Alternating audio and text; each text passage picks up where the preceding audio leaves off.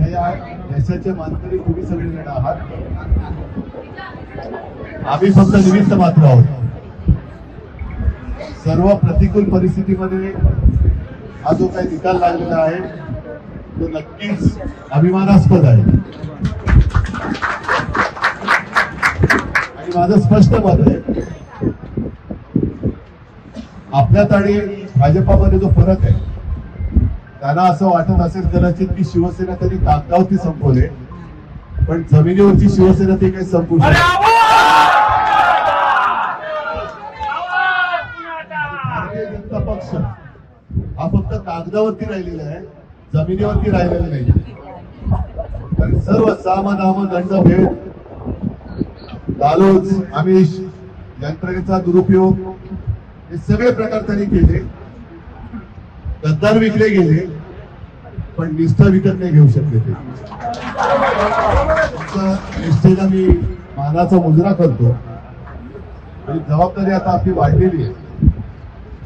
मी तुम्हाला सगळ्यांची पहिल्यांदा मी दिलगिरी व्यक्त करतो, कारण आतमध्ये जरा नगरसेवकांशी बोलत होतो. त्यांना सुद्धा हेच सांगितलं की आता आपली खरी जबाबदारी वाढलेली आहे. आपला महापौर व्हायला पाहिजे हे तर स्वप्न आहेच. बघू देवाच्या मनात असेल तर तेही होईल.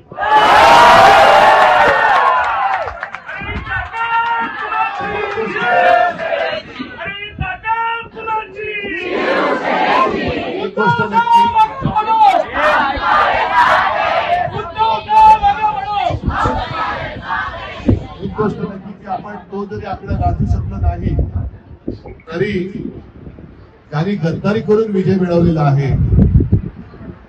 तो विजय मुंबई घाट टाकण्यासाठी त्यांनी मिळवला. आणि हे जे पाप आहे, त्या पापाला मुंबईकर, मराठी माणूस तरी क्षमा नाही करणार. मला आज तुमचा अभिमान आहे की तुम्ही सगळे जण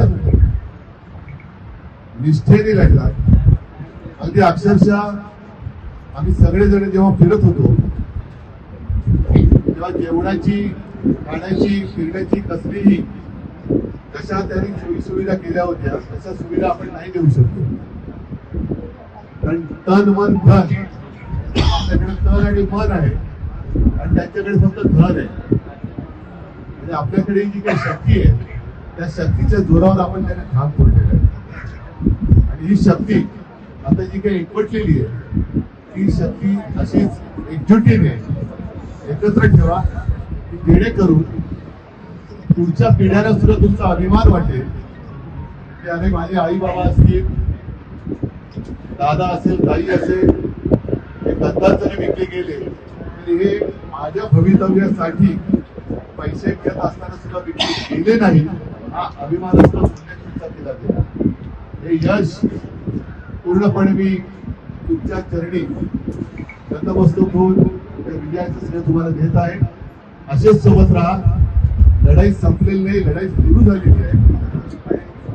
तुमची जी काही जिद्द आहे, शेवटी जिद्द महत्वाची असते. जिद्द कोणी विकतची जिद्द कोणी आणू नाही शकत आणि जिद्द कोणी विकत घेऊ शकत नाही. या जिद्दीच्या जोरावर आपण परत जिंकू. मला तर त्याची काही चिंता वाटत नाही. सगळ्यांना मी परत धन्यवाद देतो. असेच एकत्र राहा, मजबूतीने राहा. धन्यवाद. जय हिंद, जय महाराष्ट्र.